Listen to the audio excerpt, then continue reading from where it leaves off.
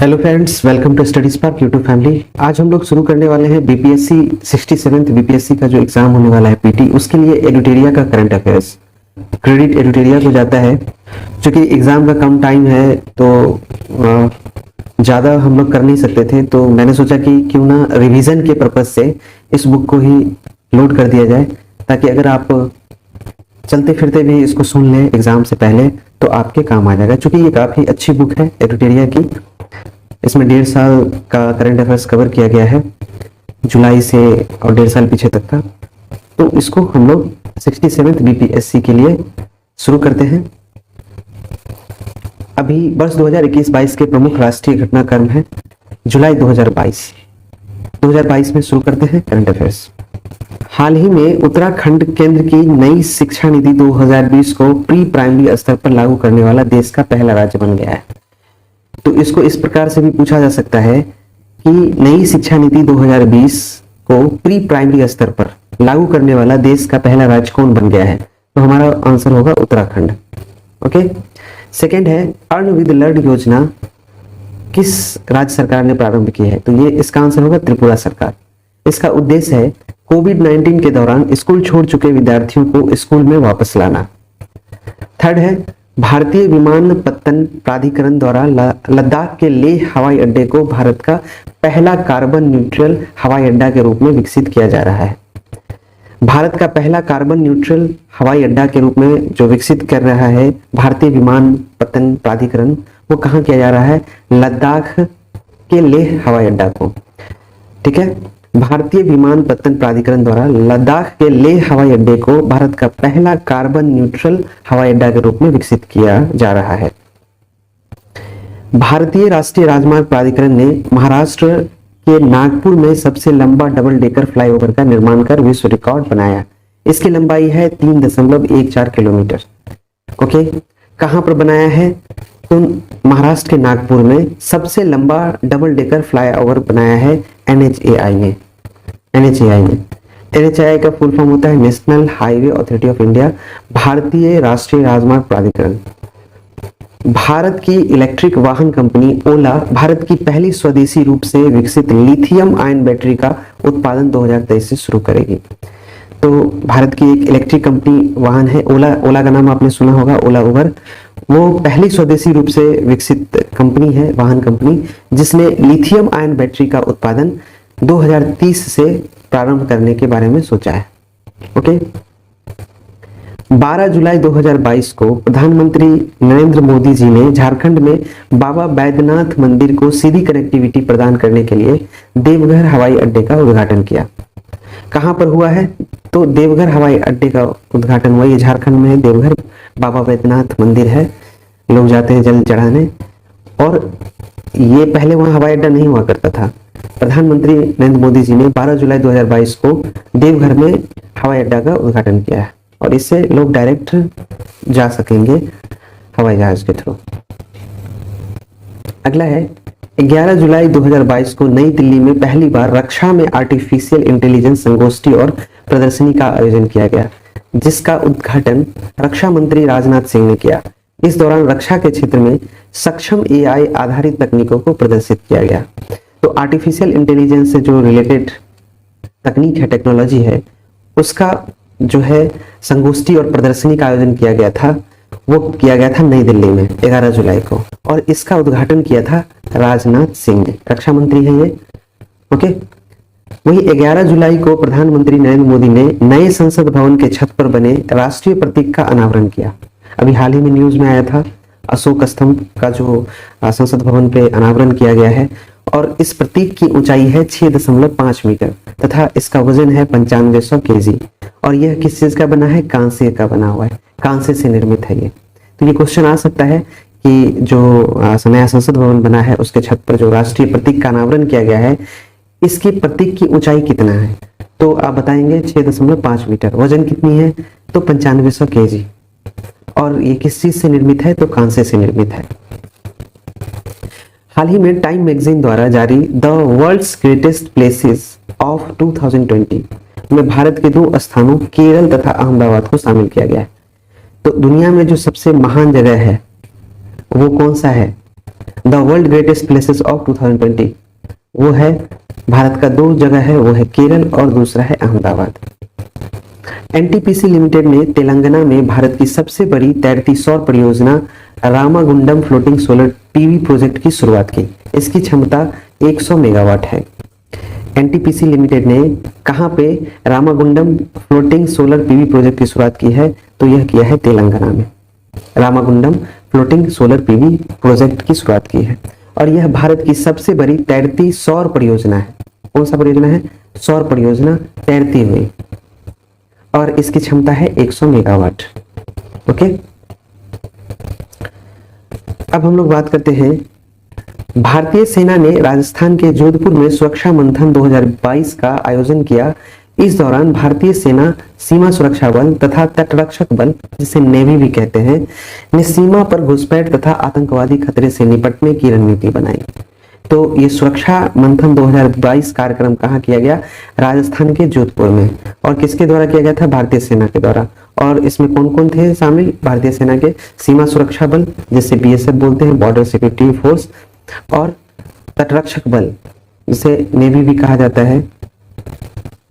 यह सीमा पर घुसपैठ तथा आतंकवादी के खतरे से निपटने की रणनीति है बनाई गई सुरक्षा मंथन 2022 में के द्वारा। याद रहेगा। महाराष्ट्र विधानसभा में अध्यक्ष चुने गए राहुल नार्वेकर भारत के सबसे युवा स्पीकर बन गए, मतलब सबसे कम उम्र के, सबसे जवान। वो कौन सा है? राहुल नार्वेकर। राहुल नार्वेकर ये महाराष्ट्र विधानसभा में अध्यक्ष चुने गए हैं।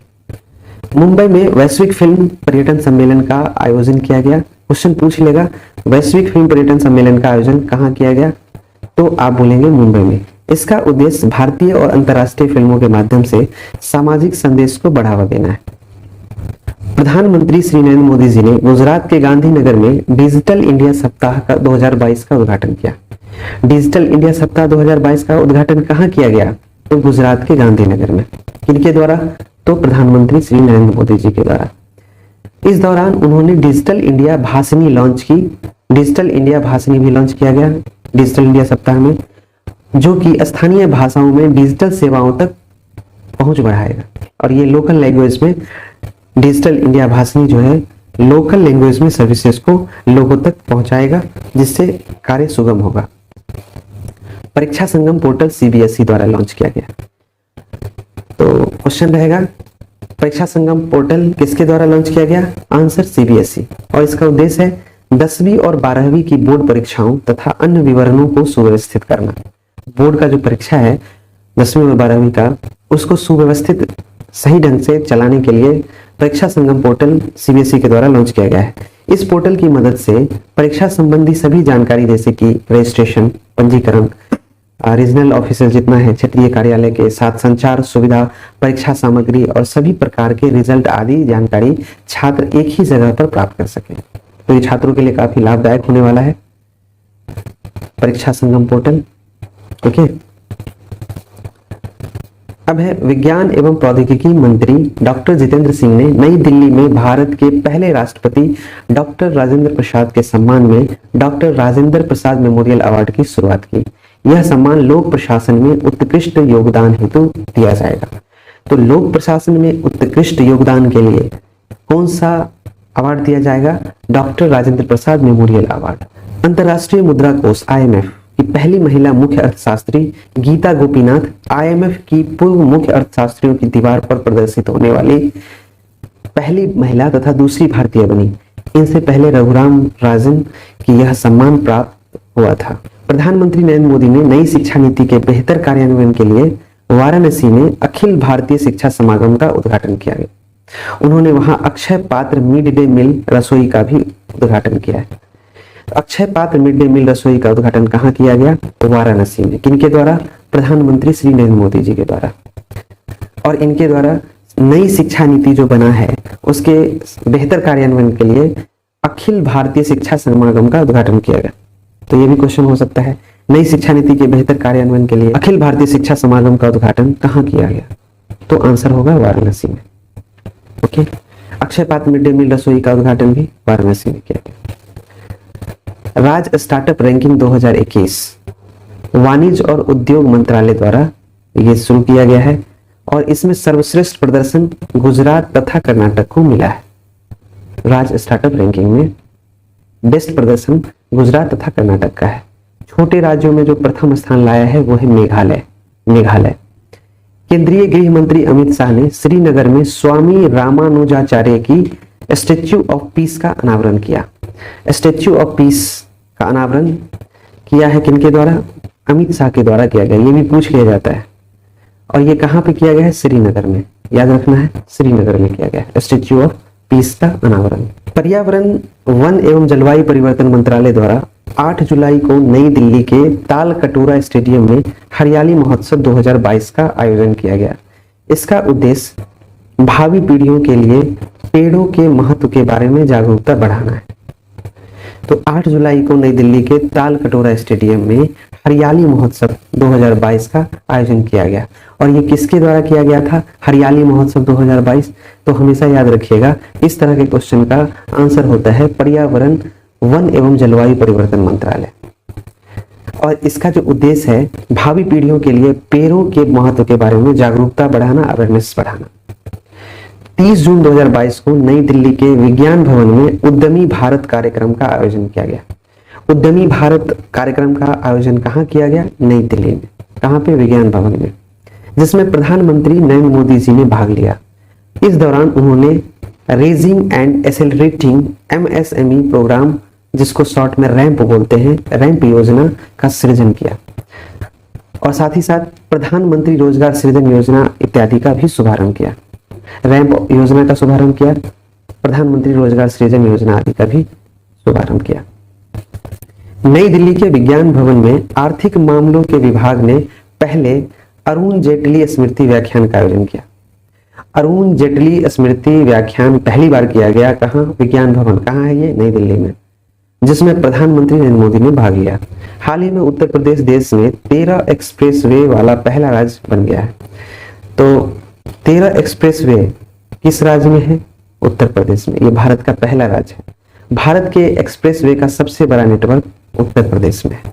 तो ये भी काफी इंपोर्टेंट क्वेश्चन है, एक बार रिवाइज कर लेते हैं। हाल ही में उत्तराखंड केंद्र की नई शिक्षा नीति 2020 को प्री प्राइमरी स्तर पर लागू करने वाला देश का पहला राज्य बन गया है। अर्ण विद लर्न योजना त्रिपुरा सरकार के द्वारा प्रारंभ की गई है। इसका उद्देश्य है कोविड-19 के दौरान स्कूल छोड़ चुके विद्यार्थियों को स्कूल में वापस लाना। भारतीय विमानपत्तन प्राधिकरण द्वारा लद्दाख के लेह हवाई अड्डे को भारत का पहला कार्बन न्यूट्रल हवाई अड्डा के रूप में विकसित किया गया। भारतीय राष्ट्रीय राजमार्ग प्राधिकरण ने महाराष्ट्र के नागपुर में लंबा डबल डेकर फ्लाईओवर का निर्माण कर विश्व रिकॉर्ड बनाया। इसकी लंबाई 3.14 किलोमीटर है।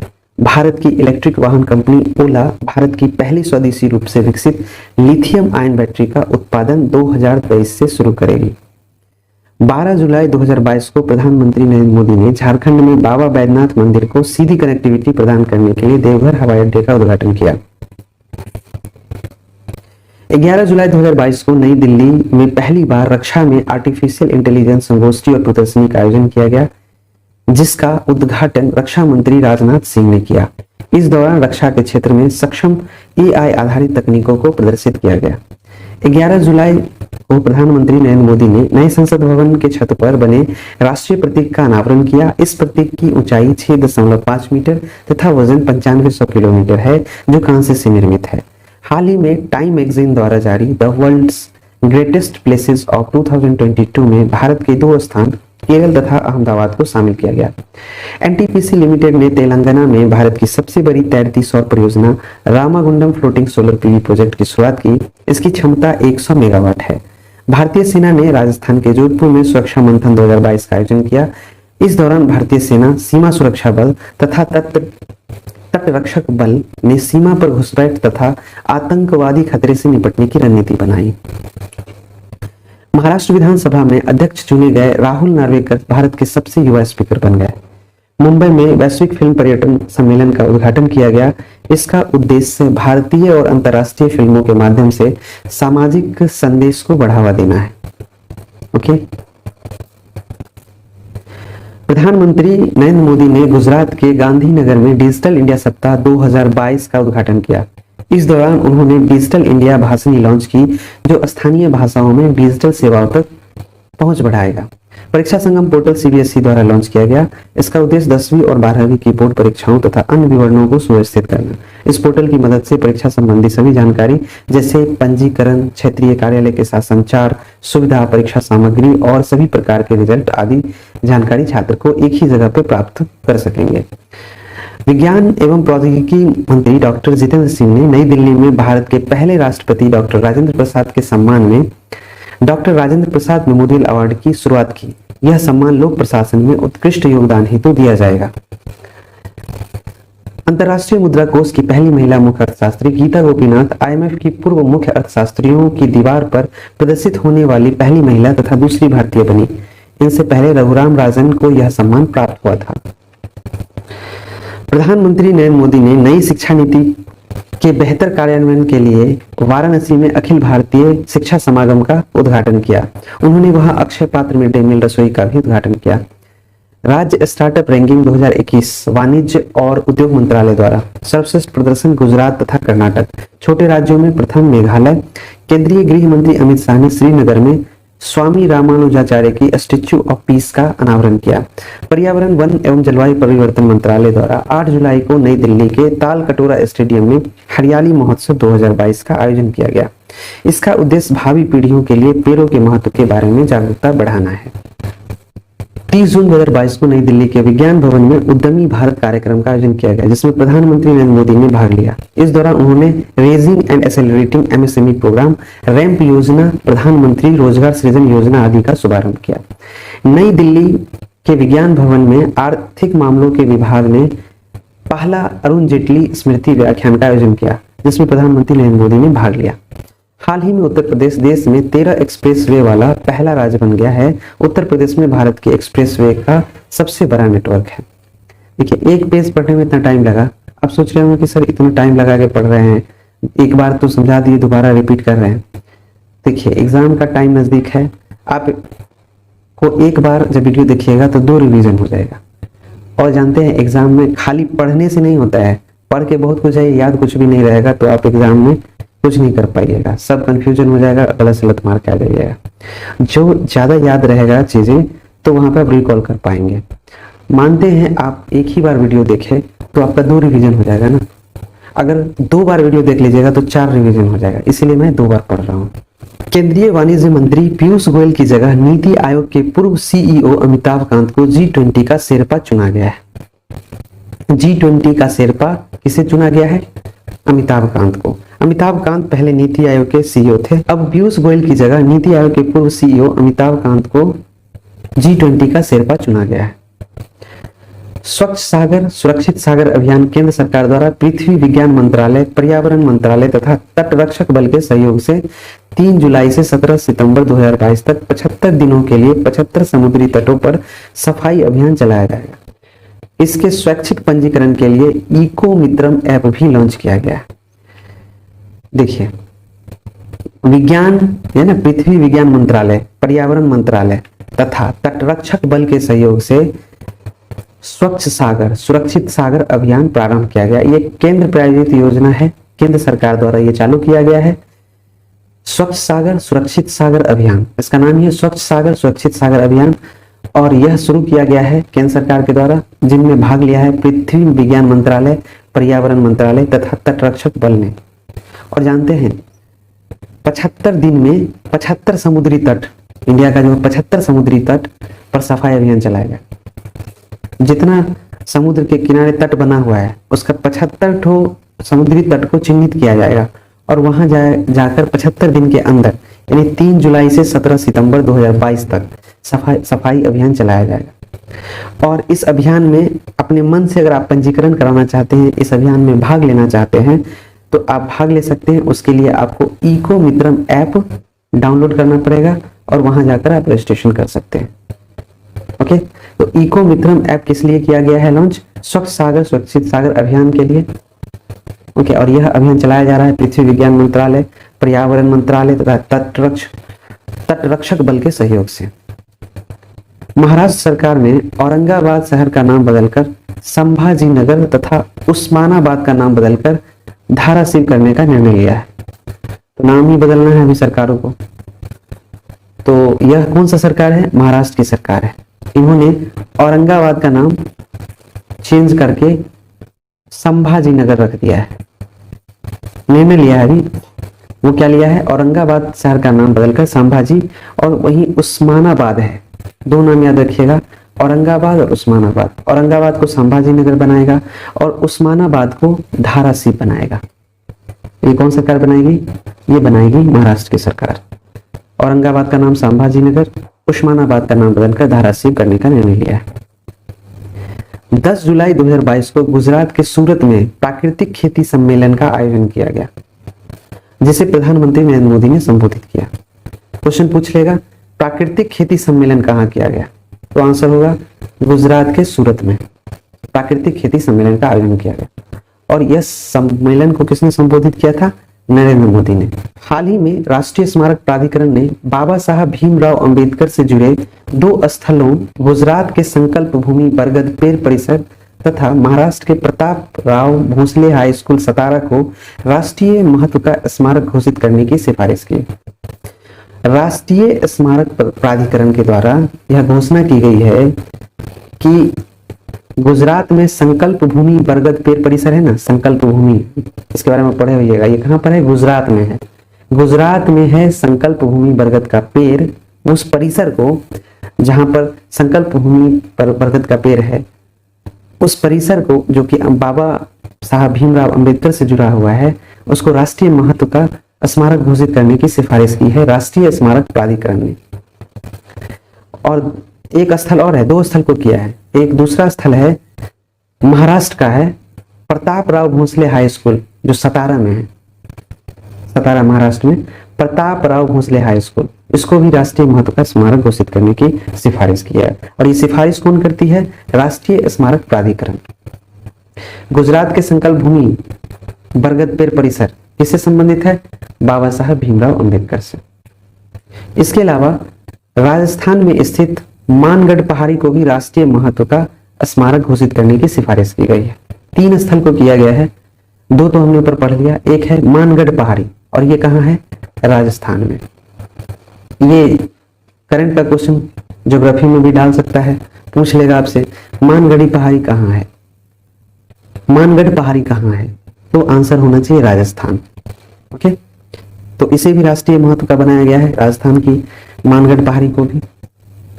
हाल ही में तेलंगाना सरकार ने राज्य में स्टार्टअप को बढ़ावा देने के लिए टी हब 2.0 सुविधा शुरू की है। टी हब 2.0 किस सरकार ने शुरू की है? तेलंगाना सरकार ने। और ये किस लिए है टी हब 2.0? स्टार्टअप को बढ़ावा देने के लिए। स्टार्टअप को बढ़ावा देने के लिए टी हब 2.0 तेलंगाना सरकार के द्वारा शुरू की गई। हिमाचल प्रदेश सरकार ने single use plastic buy bag योजना की शुरुआत की। Single use plastic buy bag योजना किसके द्वारा शुरू की गई है? हिमाचल प्रदेश सरकार के द्वारा, जिसके तहत सरकार स्कूल व कॉलेजों के छात्रों से सिंगल यूज प्लास्टिक के आइटम खरीदेगी। केंद्र सरकार द्वारा 1 जुलाई 2022 से सिंगल यूज प्लास्टिक प्रतिबंध कर दिया गया है। याद रखना है, 1 जुलाई 2022 से बंद किया गया है सिंगल यूज प्लास्टिक। और लगे हाथ हिमाचल प्रदेश ने single use plastic buy bag योजना को भी शुरू कर दिया है। और इस योजना की खासियत क्या है? सरकार स्कूल व कॉलेज के छात्रों से सिंगल यूज प्लास्टिक के आइटम खरीद लेगी। उत्तर प्रदेश सरकार द्वारा हर परिवार के कम से कम एक सदस्य को रोजगार दिलाने के लिए फैमिली कार्ड जारी करने की घोषणा की गई है। ये न्यूज काफी आया था, चर्चा में भी था कि उत्तर प्रदेश सरकार ने अपने राज्य में परिवार में कम से कम एक सदस्य को रोजगार दिलाने की बात कही है और उसके लिए फैमिली कार्ड बनाएगी, फैमिली कार्ड जारी करेगी। इसके तहत स्वरोजगार या सरकारी नौकरी से वंचित परिवार को चिन्हित किया जाएगा। इस फैमिली कार्ड में यह देखा जाएगा कि क्या उस परिवार में किसी ने स्वरोजगार किया है या किसी को सरकारी नौकरी है या नहीं। अगर नहीं होगा तो ऐसे परिवार को उत्तर प्रदेश की सरकार फैमिली कार्ड के जरिए रोजगार या सरकारी नौकरी मुहैया कराएंगे। ठीक है।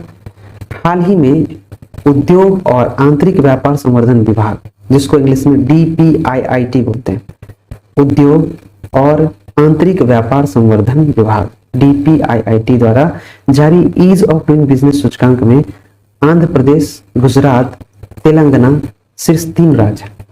रैंकिंग अगर करें तो आंध्र प्रदेश, दूसरे नंबर पे गुजरात और तीसरे नंबर पे तेलंगाना है। ये किसने जारी किया है? ईज ऑफ डूइंग बिजनेस सूचकांक DPIIT ने, उद्योग और आंतरिक व्यापार संवर्धन विभाग ने, जिसमें आंध्र प्रदेश को प्रथम स्थान दिया है ईज ऑफ डूइंग बिजनेस सूचकांक के द्वारा, गुजरात को दूसरा और तेलंगाना को तीसरा, और ये तीनों राज्य शीर्ष स्थान पर है। अब हम लोग जुलाई कंप्लीट कर चुके हैं राष्ट्रीय घटनाक्रम में। जून माह को देखते हैं। जून 2022, केंद्रीय शिक्षा मंत्री धर्मेंद्र प्रधान ने नई दिल्ली में राष्ट्रीय योग ओलंपियाड 2022 प्रतियोगिता का उद्घाटन किया। राष्ट्रीय योग ओलंपियाड 2022 का आयोजन कहाँ किया गया? नई दिल्ली में। राष्ट्रीय योग ओलंपियाड 2022 प्रतियोगिता का उद्घाटन किसने किया? धर्मेंद्र प्रधान ने। ये क्या है? शिक्षा मंत्री। निपुण परियोजना केंद्रीय आवास एवं शहरी मामले मंत्रालय द्वारा प्रारंभ किया गया। निपुण परियोजना किसके द्वारा शुरू किया गया है? केंद्रीय आवास एवं शहरी मामले मंत्रालय द्वारा। इसका उद्देश्य है निर्माण श्रमिकों को कौशल प्रशिक्षण प्रदान करना ताकि उन्हें विदेशों में काम के अवसर प्राप्त हो। तो जो कंस्ट्रक्शन के क्षेत्र में काम कर रहे हैं ऐसे लेबर को स्किल दिया जाएगा, उसका ट्रेनिंग किया जाएगा, कौशल प्रशिक्षण दिया जाएगा ताकि ये विदेश में भी जाकर, क्योंकि विदेश में काफी डिमांड है, तो वहां पर जाकर काम करें और ज्यादा से ज्यादा अवसर प्राप्त करें। उत्तराखंड के पहाड़ी क्षेत्रों में वर्षा आधारित खेती को बढ़ावा देने के लिए विश्व बैंक ने 1000 करोड़ की रेन फार्मिंग प्रोजेक्ट को मंजूरी दी है। काफी इंपोर्टेंट। रेन फार्मिंग प्रोजेक्ट को कहां लागू किया जाएगा? उत्तराखंड के पहाड़ी क्षेत्रों में जहां वर्षा आधारित खेती होती है। उत्तराखंड के पहाड़ी क्षेत्रों में वर्षा आधारित खेती होती है, उसको बढ़ावा देने के लिए विश्व बैंक ने 1000 करोड़ का ऋण दिया है। कौन सा प्रोजेक्ट के लिए 1000 करोड़ का दिया है? रेन फार्मिंग प्रोजेक्ट के लिए।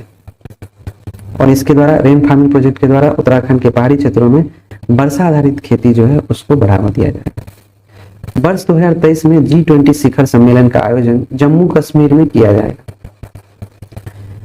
2023 में G20 शिखर सम्मेलन का आयोजन कहां किया जाएगा? तो जम्मू कश्मीर में। रामायण सर्किट से जुड़े स्थलों को जोड़ने के लिए भारत और नेपाल के बीच पहली भारत गौरव पर्यटक ट्रेन नई दिल्ली के सफदरजंग रेलवे स्टेशन से नेपाल के जनकपुर धाम के लिए चलाई गई। तो भारत और नेपाल के बीच रामायण सर्किट से जुड़े जितना भी जगह है उसको जोड़ने के लिए भारत गौरव पर्यटक ट्रेन नई दिल्ली के सफदरजंग रेलवे स्टेशन से नेपाल के जनकपुर धाम के लिए चलाई गई। पहली ट्रेन है ये भारत गौरव पर्यटक। इस ट्रेन का क्या नाम है? भारत गौरव पर्यटक ट्रेन। और ये कहां चलाई गई है? नई दिल्ली के सफदरजंग रेलवे स्टेशन से। कहां तक जाएगी ये? नेपाल के जनकपुर धाम के लिए। और इस ट्रेन का जो है काम, ये जितना भी रामायण से जुड़ा हुआ जितना भी जगह है, रामायण सर्किट से जुड़ा हुआ सबको जोड़ेगा ये ट्रेन और हर जगह ले जाएगा जो राम भगवान से जुड़ा हुआ, रामायण से जुड़ा हुआ, भारत और नेपाल के बीच। शाला प्रवेशोत्सव अभियान किसके द्वारा प्रारंभ किया गया है? गुजरात सरकार के द्वारा। शाला प्रवेशोत्सव अभियान, शाला प्रवेशोत्सव अभियान किस सरकार के द्वारा प्रारंभ किया गया है? गुजरात सरकार के द्वारा। इसका उद्देश्य क्या है? राज्य के प्राथमिक विद्यालयों में छात्रों का नामांकन सुनिश्चित करना। तो जितना भी प्राइमरी स्कूल है वहां पर स्टूडेंट का एडमिशन हो, इसको इंश्योर करने के लिए शाला प्रवेशोत्सव अभियान गुजरात सरकार के द्वारा शुरू किया गया। शाला प्रवेशोत्सव अभियान गुजरात सरकार। हाल ही में ICICI बैंक द्वारा कैंपस पावर नामक एक डिजिटल प्लेटफॉर्म लॉन्च किया गया। कैंपस पावर डिजिटल प्लेटफॉर्म किसके द्वारा लॉन्च किया गया है? ICICI बैंक के द्वारा। इसके माध्यम से विदेशों में उच्च शिक्षा पाने के लिए छात्रों को वित्तीय सहायता पाने में आसानी होगी। ये कैंपस पावर एक ऐसा प्लान है, ऐसा डिजिटल प्लेटफॉर्म है जिसके माध्यम से स्टूडेंट विदेश में अगर हायर एजुकेशन पाना चाहते हैं और अगर कोई फाइनेंशियल प्रॉब्लम हो रहा है तो इस प्लेटफॉर्म का उपयोग करके वो उच्च शिक्षा पा सकते हैं, अपने फाइनेंशियल प्रॉब्लम को सॉल्व कर सकते हैं। तो इस प्लेटफॉर्म का क्या नाम है? Campus power. ये डिजिटल प्लेटफॉर्म। प्रधानमंत्री नरेंद्र मोदी ने भारतीय विज्ञान संस्थान बेंगलुरु में सेंटर ब्रेन रिसर्च का उद्घाटन किया।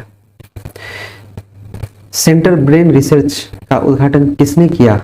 प्रधानमंत्री श्री नरेंद्र मोदी जी ने। और ये कहाँ है? बेंगलुरु में है। भारतीय विज्ञान संस्थान बेंगलुरु में है। भारतीय विज्ञान संस्थान बेंगलुरु में क्या है, ब्रेन रिसर्च का उद्घाटन हुआ है भारतीय विज्ञान संस्थान बेंगलुरु। इंदिरा गांधी अंतर्राष्ट्रीय हवाई अड्डा, जिसको दिल्ली हवाई अड्डा भी बोलते हैं, भारत का पहला पूरी तरह सौर और जल ऊर्जा से चलने वाला हवाई अड्डा बन गया। ये न्यूज भी काफी चर्चा में रहा था। इंदिरा गांधी अंतर्राष्ट्रीय हवाई अड्डा है वो भारत का पहला है हवाई अड्डा जो पूरी तरह से सौर ऊर्जा और जल ऊर्जा से चलता है। याद रखना है, सौर ऊर्जा और जल ऊर्जा से चलने वाला भारत का पहला हवाई अड्डा इंदिरा गांधी अंतर्राष्ट्रीय हवाई अड्डा। टाटा पावर सोलर सिस्टम ने केरल में सबसे बड़ी तैरती सौर ऊर्जा परियोजना की शुरुआत की, जिसकी उत्पादन क्षमता 101.6 मेगावाट होगी। टाटा पावर सोलर सिस्टम ने केरल में सबसे बड़ी तैरती सौर ऊर्जा परियोजना की शुरुआत की। केरल में सबसे बड़ी तैरती सौर ऊर्जा परियोजना की शुरुआत किसने की है? टाटा पावर सोलर सिस्टम ने। और इसकी उत्पादन क्षमता कितनी है? 101.6 मेगावाट। मेडिसेप स्वास्थ्य बीमा योजना किसके द्वारा प्रारंभ किया गया? केरल सरकार के द्वारा। मेडिसेप स्वास्थ्य बीमा योजना केरल सरकार के द्वारा प्रारंभ किया गया। जानते हैं इसका उद्देश्य क्या है? इसका उद्देश्य है इसके तहत सरकारी कर्मचारियों तथा पेंशन भोगियों के वेतन से अग्रिम प्रीमियम भुगतान किया जाएगा, जिससे उन्हें स्वास्थ्य बीमा का लाभ प्राप्त होगा। तो एडवांस प्रीमियम ही भुगतान कर दिया जाएगा स्वास्थ्य बीमा के लिए। मेडिसेप स्वास्थ्य बीमा योजना केरल सरकार के द्वारा शुरू की गई है और ये सरकारी कर्मचारियों तथा पेंशन भोगियों के वेतन से एडवांस प्रीमियम भुगतान किया जाएगा ताकि इन्हें स्वास्थ्य बीमा का लाभ प्राप्त हो सके। हाल ही में हरियाणा सरकार ने जल प्रबंधन के क्षेत्र में सहयोग हेतु इजराइल के साथ समझौता किया है। हरियाणा सरकार ने इजराइल के साथ भी समझौता किया है बेहतर जल प्रबंधन के लिए। तो बेस्ट वाटर मैनेजमेंट जो है इजराइल का है और इसमें असिस्टेंस चाहिए इनको, हरियाणा सरकार को। तो इनके साथ एमओयू, जिसको बोलते हैं मेमोरेंडम ऑफ अंडरस्टैंडिंग, वो समझौता पे हस्ताक्षर किया है दोनों ने। Sky track world airport award 2022। Sky track world airport award 2022 में बेंगलुरु के केम्पेगौड़ा अंतर्राष्ट्रीय हवाई अड्डा को भारत और दक्षिण एशिया का सबसे बेस्ट सर्वश्रेष्ठ हवाई अड्डा चुना गया। Sky track world airport award 2022 में स्काई वर्ल्ड एयरपोर्ट अवार्ड 2022 जो दिया गया है उसमें बेंगलुरु के केम्पेगौड़ा अंतर्राष्ट्रीय हवाई अड्डा को भारत और दक्षिण एशिया का सर्वश्रेष्ठ हवाई अड्डा चुना गया। सोच लीजिए। प्रधानमंत्री नरेंद्र मोदी जी ने नई दिल्ली के इंदिरा गांधी स्टेडियम में शतरंज ओलंपियाड के लिए ऐतिहासिक मशाल रिले का शुभारंभ किया। शतरंज ओलंपियाड के लिए जो ऐतिहासिक मशाल रिले है उसका शुभारंभ किसने किया? नरेंद्र मोदी जी ने। कहाँ किया? इंदिरा गांधी स्टेडियम नई दिल्ली में। शतरंज ओलंपियाड के लिए ऐतिहासिक मशाल रिले का शुभारंभ किया। रिले नाम है मशाल का। इस मशाल को 40 दिनों में 75 शहरों में ले जाया जाएगा। भारत का पहला देश है जहां शतरंज ओलंपियाड के लिए मशाल की शुरुआत की गई। तो ये यूनिक काम कर रहा है इंडिया। पूरे दुनिया में ये पहला देश है जो शतरंज ओलंपियाड के लिए मशाल जुलूस निकाल रहा है।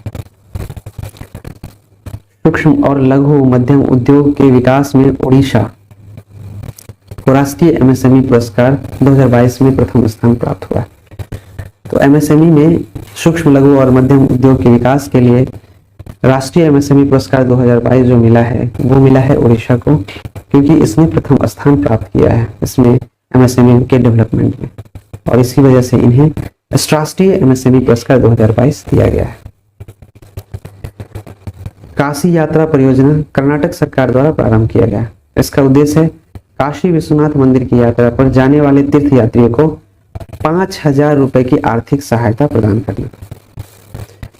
तो कर्नाटक सरकार ने काशी यात्रा परियोजना शुरू की है और इसका उद्देश्य है कर्नाटक सरकार का कि काशी विश्वनाथ मंदिर की यात्रा करें लोग तीर्थयात्री, और जब ये काशी विश्वनाथ मंदिर की यात्रा करेंगे आप तो सरकार की तरफ से 5,000 रुपए का आर्थिक सहायता दिया जाए। पुणे स्थित जिनोवा बायोफार्मास्यूटिकल्स द्वारा विकसित भारत की पहली mRNA, बायोलॉजी में पढ़ा है ना mRNA, ये मैसेंजर राइबोन्यूक्लिक एसिड्स है, मैसेंजर का काम करती है। तो पहली mRNA कोविड-19 वैक्सीन को DCGI द्वारा मंजूरी दी गई है। इस वैक्सीन को जेनकोवैक 19 नाम दिया गया है। तो पूना में एक कंपनी है जिसका नाम जिनोवा बायोफार्मास्यूटिकल्स, और इसने एक वैक्सीन विकसित की है जिसका नाम है जेनकोवैक 19, और ये पहली mRNA कोविड-19 वैक्सीन है। और इस वैक्सीन को जेनकोवैक 19 को DCGI द्वारा मंजूरी भी मिल गई है। हर घर तिरंगा अभियान केंद्र सरकार द्वारा प्रारंभ किया गया। इसका उद्देश्य है देश के 75वें स्वतंत्रता दिवस के अवसर पर, अब 76वां हुआ ना स्वतंत्रता दिवस, गलती छपा है, 76 में कर रही है। देश के 76वें स्वतंत्रता दिवस के अवसर पर सभी भारतीयों को अपने घरों में राष्ट्रीय ध्वज फहराने के लिए प्रेरित करना। हर घर तिरंगा का मेन उद्देश्य यही है। हाल ही में उत्तर प्रदेश सरकार द्वारा आपदा मित्र और आपदा सखी कार्यक्रम की शुरुआत की गई है। आपदा मित्र कार्यक्रम का शुरुआत किसके द्वारा किया गया है? उत्तर प्रदेश। आपदा सखी कार्यक्रम का प्रारंभ किस राज्य सरकार के द्वारा किया गया है? उत्तर प्रदेश। तो दो ये कार्यक्रम है, आपदा मित्र, आपदा सखी, और दोनों का जो शुरुआत किया है वो उत्तर प्रदेश सरकार ने किया है। इसके तहत राज्य में प्राकृतिक आपदा से निपटने के लिए स्वैच्छिक कार्यकर्ता समूह को प्रशिक्षण दिया जाएगा। और ये आपदा मित्र आपदा सखी कार्यक्रम है, इसमें लोग चाहें तो अपनी स्वेच्छा से कार्यकर्ता बन सकते हैं, और उस समूह को जो स्वैच्छिक रूप से इसके लिए काम करना चाहते हैं उसको ट्रेनिंग दिया जाएगा कि आपदा में आप कैसे बचें, प्राकृतिक आपदा में, और उससे कैसे निपटा जाए, लोगों को कैसे सुरक्षित किया जाए, इन सब चीजों की ट्रेनिंग दी जाएगी। पेट्रोलियम और प्राकृतिक गैस मंत्रालय द्वारा तथा इंडियन ऑयल कॉर्पोरेशन ने इंडोर सोलर कुकिंग सिस्टम विकसित किया जिसे सूर्य नूतन नाम दिया गया है। पेट्रोलियम और प्राकृतिक गैस मंत्रालय तथा इंडियन ऑयल कॉर्पोरेशन ने इंडोर सोलर कुकिंग सिस्टम विकसित किया जिसे सूर्य नूतन नाम दिया गया है। किसने शुरू किया है? पेट्रोलियम और प्राकृतिक गैस मंत्रालय तथा इंडियन ऑयल कॉर्पोरेशन IOCL क्या शुरू किया है? Indoor solar cooking system. Indoor solar cooking system जिसे सूर्य नूतन भी कहा गया है, इसको शुरू किया है पेट्रोलियम और प्राकृतिक गैस मंत्रालय तथा इंडियन ऑयल कॉर्पोरेशन ने। पशुपालन और डेयरी विभाग ने बेंगलुरु में one health pilot project launch किया। पशुपालन और डेयरी विभाग ने बेंगलुरु में किया है शुरू कौन सा program? One health pilot project. One health pilot project कहाँ शुरू किया गया है? बेंगलुरु में। किसके द्वारा किया गया है? पशुपालन और डेयरी विभाग के द्वारा। इसका उद्देश्य है भविष्य में विभिन्न बीमारियों से बचने के लिए और उसके समाधान के लिए मानव, पशु तथा पर्यावरण स्वास्थ्य को एक मंच पर लाना। तो वन हेल्थ पायलट प्रोजेक्ट का जो मेन उद्देश्य था, भविष्य में जो बहुत सारी बीमारी होती है उससे बचने के लिए एक समाधान किया गया कि मानव, पशु तथा पर्यावरण के स्वास्थ्य को एक ही मंच पर लाया जाए और वहीं से उसके बारे में डेवलपमेंट हो, उसको सुरक्षित किया जाए। तो ये कार्य किया गया है पशुपालन और डेयरी विभाग बेंगलुरु के द्वारा, वन हेल्थ पायलट प्रोजेक्ट। मुख्यमंत्री मातृशक्ति योजना। मुख्यमंत्री मातृशक्ति योजना गुजरात सरकार द्वारा प्रारंभ किया गया। मुख्यमंत्री मातृशक्ति योजना किसके द्वारा शुरू किया गया है? गुजरात के द्वारा। इसका उद्देश्य है महिलाओं को गर्भावस्था के दौरान मातृत्व के शुरुआत से 1000 दिनों तक पोषण युक्त आहार सुनिश्चित करना। ये गुजरात सरकार बहुत अच्छा काम कर रही है और इसने 1000 दिनों तक पोषण युक्त आहार सुनिश्चित करने के लिए यह अभियान चलाया है। इसका नाम है मुख्यमंत्री मातृशक्ति योजना। 1000 दिन तक सोचिए पोषण युक्त आहार मिले महिलाओं को गर्भावस्था के दौरान, मातृत्व के शुरुआत से। जैसे गर्भावस्था में मातृत्व का शुरुआत हुआ तभी से उसको मिलना शुरू हो जाएगा पोषण युक्त आहार। केंद्रीय गृह मंत्रालय द्वारा नई दिल्ली में साइबर सुरक्षा और राष्ट्रीय सुरक्षा सम्मेलन का आयोजन किया गया। किसके द्वारा? राष्ट्रीय सुरक्षा सम्मेलन किया गया है नई दिल्ली में केंद्रीय गृह मंत्रालय द्वारा। साइबर सुरक्षा और राष्ट्रीय सुरक्षा सम्मेलन, इसका उद्देश्य साइबर अपराधों के रोकथाम के बारे में जागरूकता लाना है।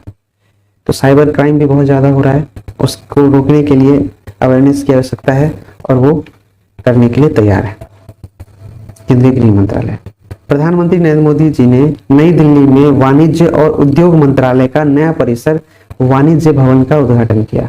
साथ ही उन्होंने निर्यात पोर्टल भी लॉन्च किया, जिसके जरिए आयातक और निर्यातक विदेशी व्यापार संबंधी जानकारी प्राप्त कर सकेंगे। तो इसमें नई दिल्ली में वाणिज्य और उद्योग मंत्रालय के द्वारा एक नया परिसर, एक नया जगह का उद्घाटन किया गया, जिसका नाम रखा गया वाणिज्य भवन। वाणिज्य भवन का उद्घाटन किसने किया है? प्रधानमंत्री नरेंद्र मोदी जी ने। और इन्होंने इस पोर्टल का उपयोग करके निर्यात पोर्टल भी लॉन्च किया है। वाणिज्य भवन में उन्होंने निर्यात पोर्टल भी लॉन्च किया, जिसके जरिए आयातक और निर्यातक विदेशी व्यापार संबंधी जानकारी प्राप्त कर सके। और इसी पोर्टल के माध्यम से, निर्यात पोर्टल के माध्यम से जितने भी एक्सपोर्टर इंपोर्टर हैं, विदेश से व्यापार करते हैं, उनको इंडिया में ही बैठे बैठे इस जगह से विदेश के मार्केट का हालचाल पता चल जाएगा, उसके बारे में जानकारी मिल जाएगी।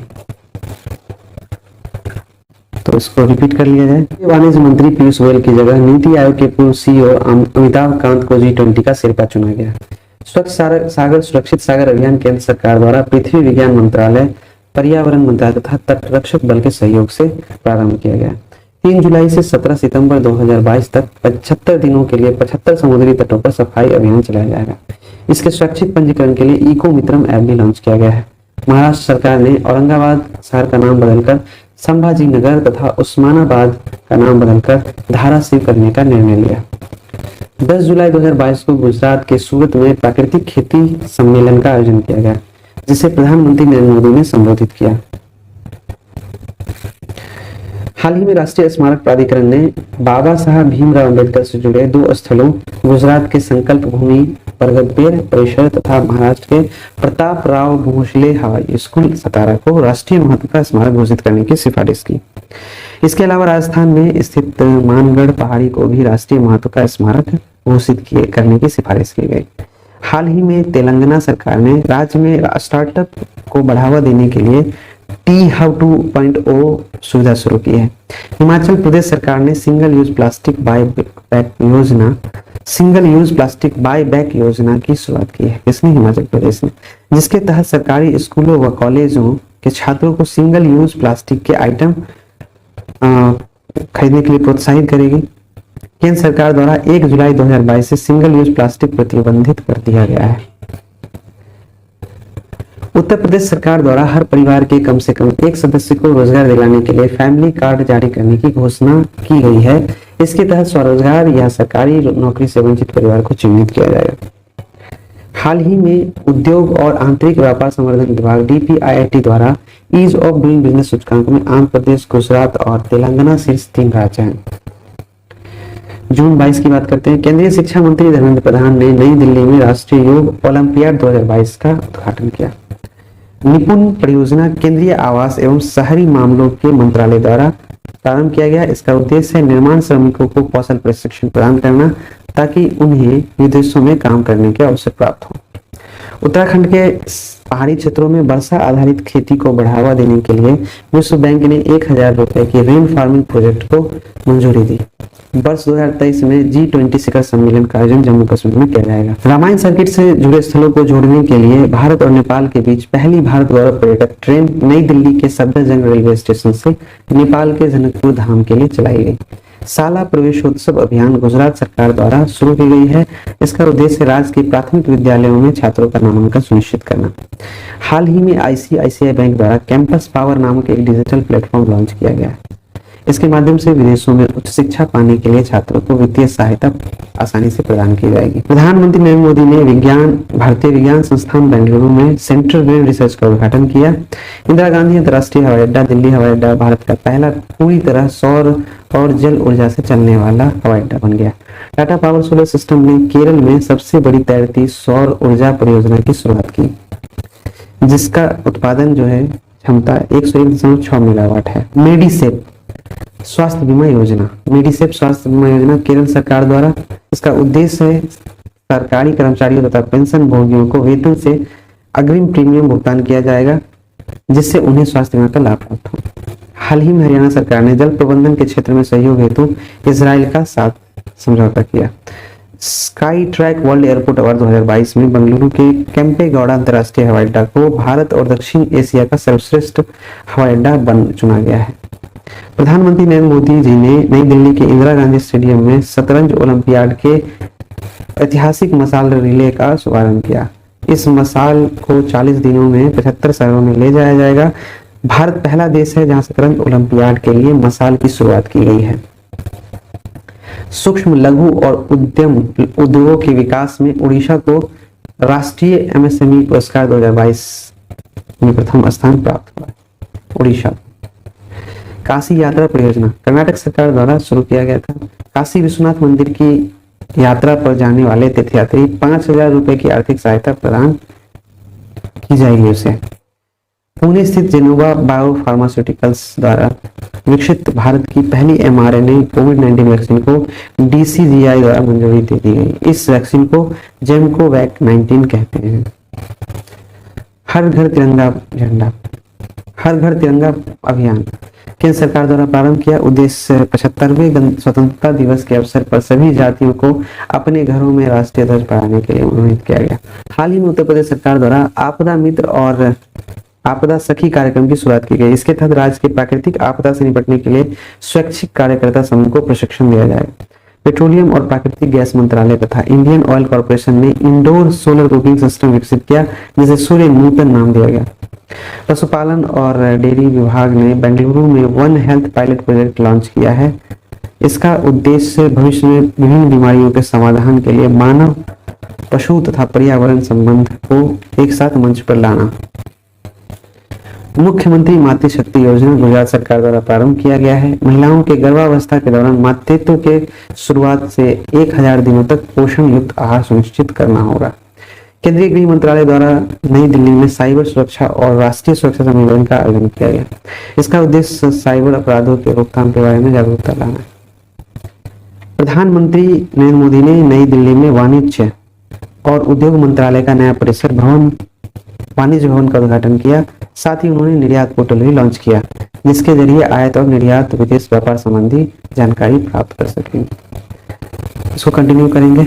मिलते हैं नेक्स्ट वीडियो में। Thank you.